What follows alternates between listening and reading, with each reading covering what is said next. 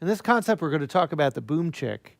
This is a type of rhythmic approach that kind of stems from Carter style, where you have bass notes on 1 and 3, and you have a strum on 2 and 4.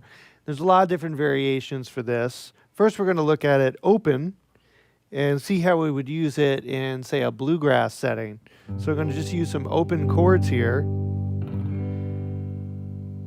and give you a little example on this G chord. So on beat 1, I would hit a bass note. Beat 2, I would hit the chord. Okay, now I can alternate the bass note. I can go between the root and fifth.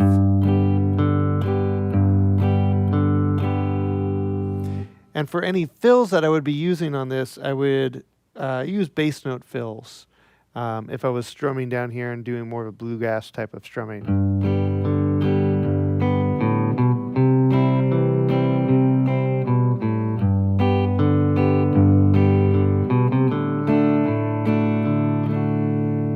Okay, so for each one of those chords, I was doing bass drum, bass drum. Okay, so a little variation that we could do is to tighten up all the harmony. So I'm going to do that same G chord, but using one of our chords from our cage system. And this time on my strum, I'm only going to be strumming 2 strings. So that's going to change for each chord voicing. I like to strum 2 strings that, have the root and the third in them as much as possible. So on beat 1, I'm doing the bass note. Beat 2, I'm strumming. Now for something like that, I would want to do the alternating bass line.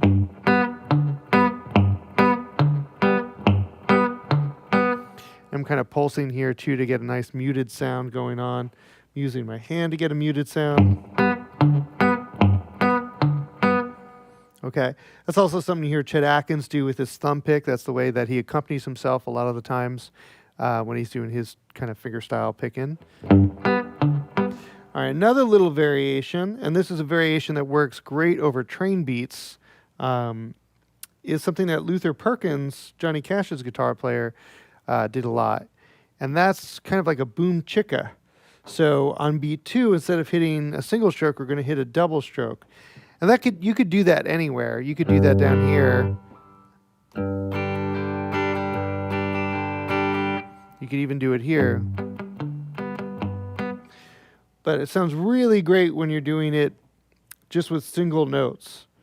And it will kind of give you that Johnny Cash, kind of Memphis, Sun Records type of sound. It sounds even better if you're doing it with flat wounds. So I'm going to take that same G shape, and now I'm going to visualize more of the power chord part of this G shape. And I'm going to play my bass note, and now I'm going to play an octave higher, and that's going to be my backbeat, and I'm going to do a double stroke there. And then I'm going to alternate my bass note.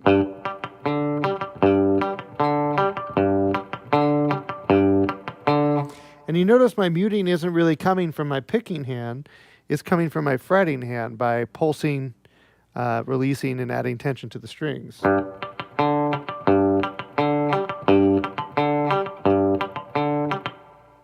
Okay? One last thing we want to look at is to take away all of the 1 and 3s and just play the backbeat.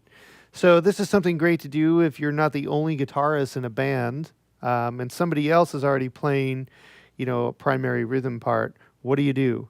There's an acoustic guitar player, there's another electric guitar player playing the main part.